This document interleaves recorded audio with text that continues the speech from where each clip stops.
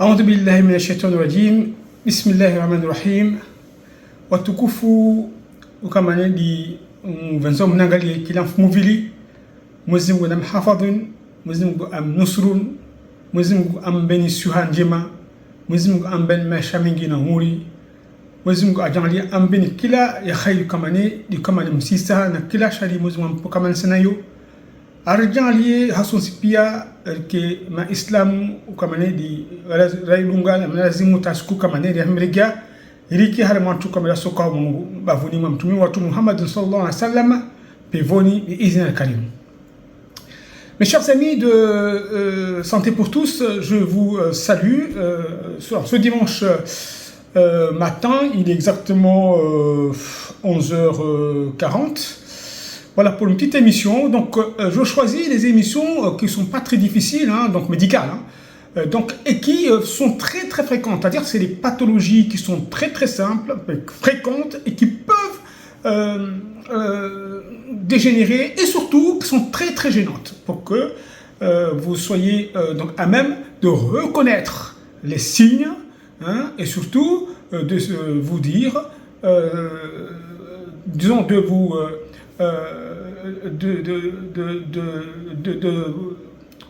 apprécier donc le moment où il va falloir aller voir un médecin ou pas. Donc aujourd'hui je vais vous parler de quelque chose de très fréquent, c'est la constipation. Et oui, la constipation. C'est quoi la constipation? Alors la constipation, vous savez, on a le tube digestif, il est en fait tout commence au niveau de la bouche. Après vous avez donc l'œsophage qui descend ici. Vous avez l'estomac. Et après vous avez le duodénum. Et après tous les anses du grêle, c'est-à-dire l'intestin grêle. Et après donc le côlon qui commence par le côlon ascendant ici, qui va aller comme ça, c'est le côlon transverse, et qui va descendre sur le côlon descendant et qui va aboutir au rectum, l'ampoule rectale dans laquelle va se trouver les selles qui vont être éliminées.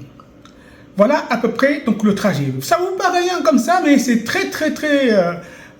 si je vous donne les horaires, par exemple au niveau de la bouche, bon, il faut bien mastiquer, hein, je vous l'ai toujours dit, hein, donc les aliments, parce qu'au niveau de l'œsophage, ça va très très vite, hein. Et puis dans l'estomac, donc les aliments peuvent, enfin la durée donc de la digestion qui a déjà commencé dans la bouche, hein, avec la mastication, donc il y a des enzymes, hein, donc c'est des enzymes qui vont déjà lors de la mastication donc commencer donc à modifier donc les aliments et qui vont se transformer dans ce qu'on appelle bol alimentaire. Après ça passe dans l'œsophage, ça a très très peu de temps, et dans l'estomac. L'estomac, les aliments restent à peu près 2 à 4 heures. C'est-à-dire à partir du moment où vous avez mangé, ça dépend de l'aliment. Si c'est de l'eau ou de la bouillie, bon ça va très vite. Si c'est des aliments solides, ça prend un petit peu de temps. C'est entre 2 à 4 heures, voire 6 heures. Après, ces aliments vont passer dans le duodénum. Alors dans le duodénum, là aussi, la présence donc au niveau du duodénum est un petit peu longue. C'est entre 4 et 6 heures. D'accord? Et après, ils vont passer dans l'intestin grêle. L'intestin grêle est très très très très long.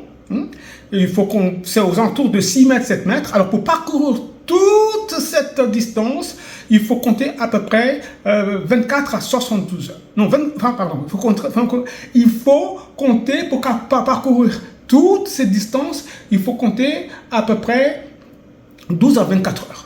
Après, ça passe dans le côlon. Dans le côlon, pour aller jusqu'au rectum, donc il faut compter entre 24 et 72 heures. Ça veut dire que lorsque vous mangez un aliment, donc votre alimentation, il faut compter entre le moment où vous le mangez et le moment où vous allez l'évacuer, entre 1 jour et 3 jours. C'est bien à connaître parce qu'on parle de constipation lorsque on passe 3 jours sans aller à la selle. Normalement, on va à la selle 1 fois, 2 fois. Il y en a qui peuvent aller jusqu'à 3 fois par jour, mais en moyenne, c'est ça, c'est 1 fois par jour ou 2 fois par jour. Et puis, donc, on peut aller 1 fois tous les 2 jours, voire 1 fois tous les 3 jours. Mais quand on dépasse les 3 jours, bon, effectivement, il ne faut pas s'en inquiéter tout de suite, hein, parce que je vous dirai tout à l'heure, hein, donc les différents types de constipation. Mais on commence à parler de constipation lorsqu'on a passé 3 jours dans la semaine, on n'a pas été aux toilettes. Donc, je vous ai expliqué de la progression et la durée donc, de passage dans les différents organes du tube digestif. Alors, je vous montre un chemin ici, donc pour vous montrer donc pareil, hein, donc l'œsophage, vous voyez, le duodénum, l'estomac, le duodénum, l'intestin, et puis donc le côlon et l'ampoule rectale. Et la constipation, un autre chemin où vous voyez les selles qui vont s'accumuler dans le rectum. D'accord? Alors, normalement, si tout se passe bien, alors les intestins, le côlon, ils se contractent. Ils se contractent comme ça. Et en se contractant, ils poussent les aliments à progresser comme ça, dans le bon sens, hein, jusqu'au niveau du rectum. Et ces mouvements de contraction du tube digestif s'appellent le péristaltisme. Le péristaltisme. Et donc, quand on a un bon péristaltisme, eh bien, les aliments, ils ne stagnent pas. Le problème, c'est quand le péristaltisme diminue, et là, les aliments vont stagner, ils vont rester longtemps dans soit les intestins ou surtout au niveau du côlon, et puis ces aliments-là vont qui sont composés de déchets d'eau, et puis voilà. Donc l'eau qui est contenue dans ces aliments-là va être absorbée, c'est-à-dire donc dans le côlon, hein, il va être, comment dirais-je, l'eau qui se trouve dans ces selles va être absorbée, puisque ça n'avance pas, et bien l'eau est absorbée, hein, donc revient dans l'organisme, et ces selles deviennent très dures. Et c'est ça, c'est là où commencent les amis. Parce que les selles qui sont très dures, ils ne vont pas progresser. Hein, et puis en plus, donc ils vont stopper le passage et les aliments vont venir s'accumuler. Voilà ce qu'on appelle la constipation. Alors, il y a la constipation occasionnelle. Bon, ça c'est très facile à comprendre. C'est la personne, par exemple, a voyagé. Hein, la personne a voyagé. Hein, la personne a modifié son régime brutalement parce qu'il n'est pas chez lui, il est chez des gens qui l'hébergent, et voilà. Hein. Ça, c'est ce qu'on appelle des constipations occasionnelles qui rentrent dans l'ordre très rapidement une fois qu'on a repris ses habitudes alimentaires. D'accord? Alors, il y a des constipations dans certains cas particuliers, par exemple chez la femme enceinte. La femme enceinte, surtout lors du dernier trimestre, elle est souvent constipée. Hein, bon, c'est parce que il y a une modification donc au niveau de son statut hormonal qui fait que voilà, elle va être constipée, un ralentissement du tube digestif, le péristaltisme. Vous voyez, quand on fait des examens comme une échographie, on voit bien le côlon qui bouge pratiquement pas, les aliments qui sont stagnés. Et d'ailleurs, on parle de côlon paresseux. C'est un côlon paresseux.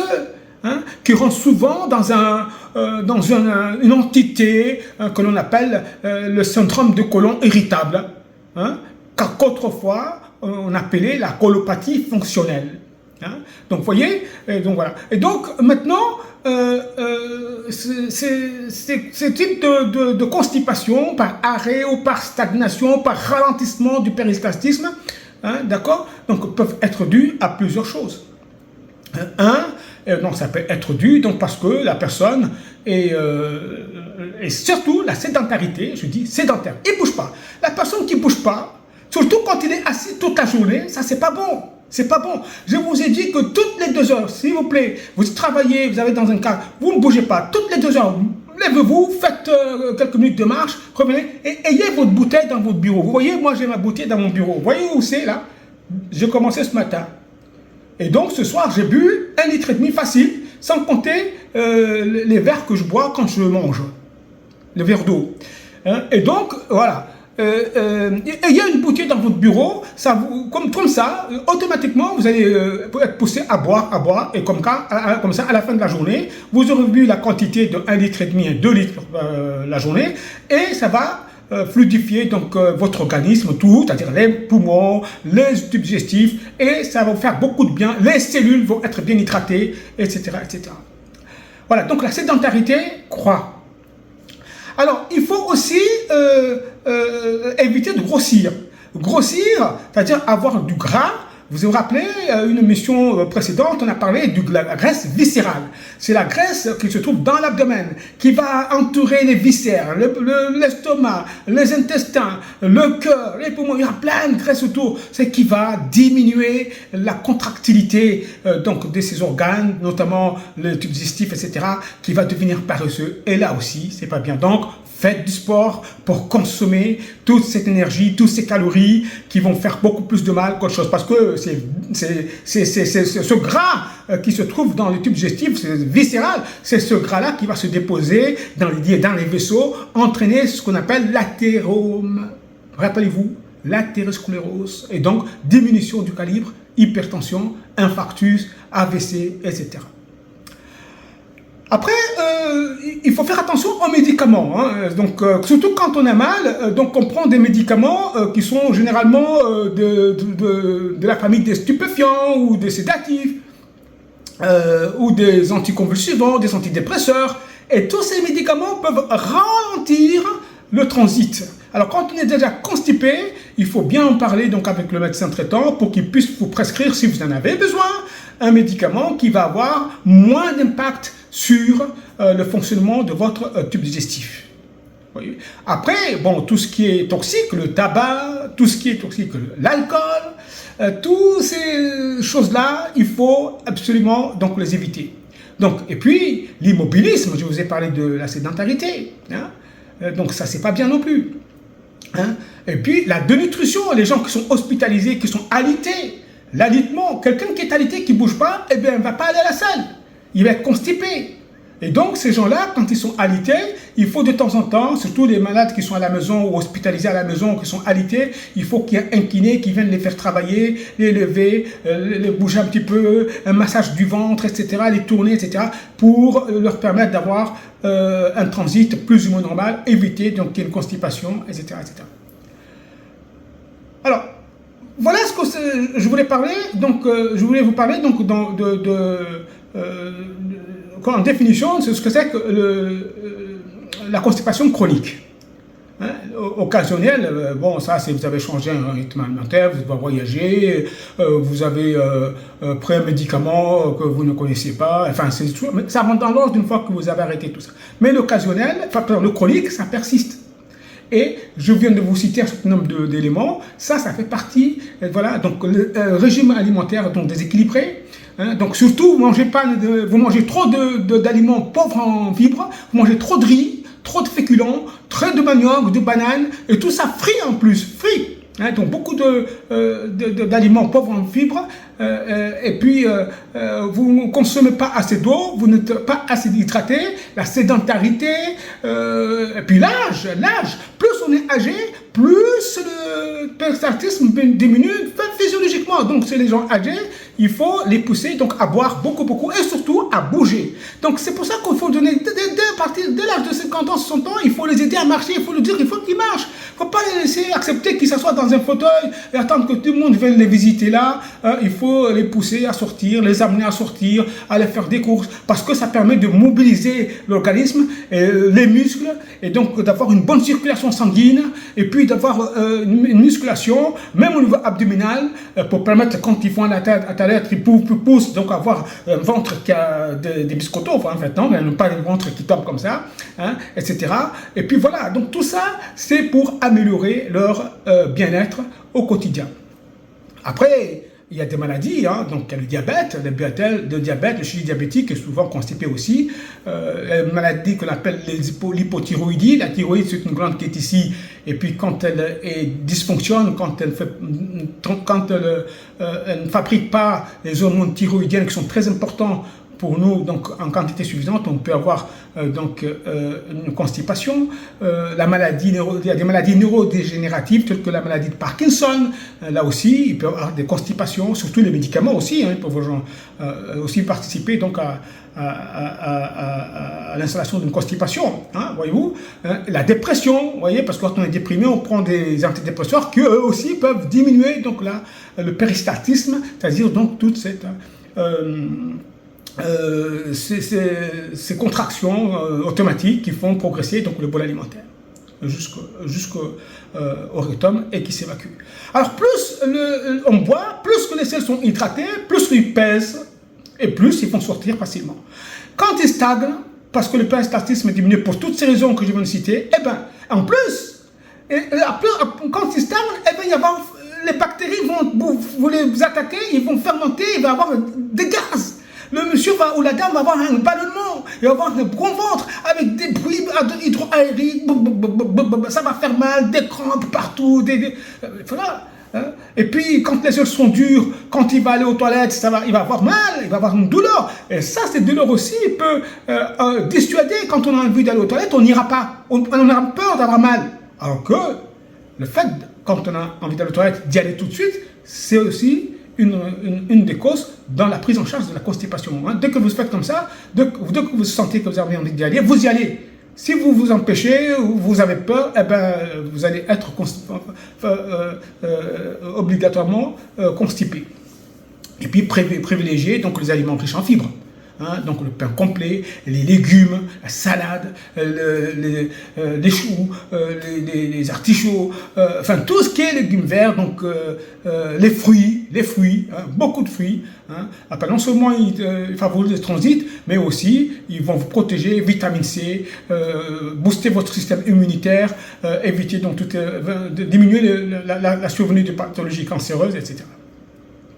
Alors, je vous disais qu'il y avait des maladies, donc je vous avais parlé de l'hypothyroïdie, Parkinson, la dépression, et puis il y a des maladies inflammatoires aussi qui peuvent entraîner donc une inflammation du tube digestif, ce qu'on appelle donc par exemple la rectocolite hémorragique ou la maladie de Crohn, sont des maladies inflammatoires qui sont vraiment de longue durée et qui peuvent entraîner donc un épaississement des parois du côlon et puis empêcher à ce que la progression des selles se fasse dans de bonnes conditions. Voilà. Alors maintenant que je vous dis tout ça, quand vous êtes constipé, occasionnel, ça se passe en 2, 3 jours, 4 jours, une semaine, tout rentre en ordre. Hop, ça revient souvent. Une fois tous les 3 jours. Toutes 4 jours. Il y a des gens qui disent « Ah, docteur, j'ai pas été aux toilettes, ça fait une semaine. » Et ça se répète pendant 1 mois. Alors voilà, il faut consulter pour que le médecin voit pourquoi est-ce que vous êtes constipé. Donc, il fera un bilan déjà pour voir si vous n'avez pas ces maladies-là, tout ce que je viens de vous citer.